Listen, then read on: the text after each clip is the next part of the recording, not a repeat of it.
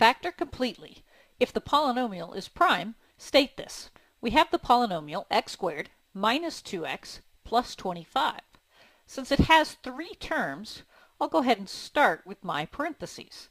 And basically I'm foiling backwards. So to get this first term, it needs to be x times x. And the nice thing is I get to check it as I go. So x times x is x squared. And then I'll jump to the last term, 25. And I'll see that it's 5 times 5. That gives me 25. Now, to make sure that I get the correct middle term, I'll check the outsides, which give me 5x, and the insides, which also give me 5x. And this is where I decide my sign. So I know that I need to get a sum of negative 10x. So these both need to be negative.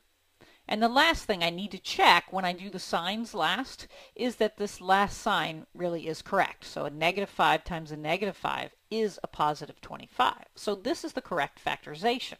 Since both factors are the same, we would write it then as a binomial squared. So this is the final factorization.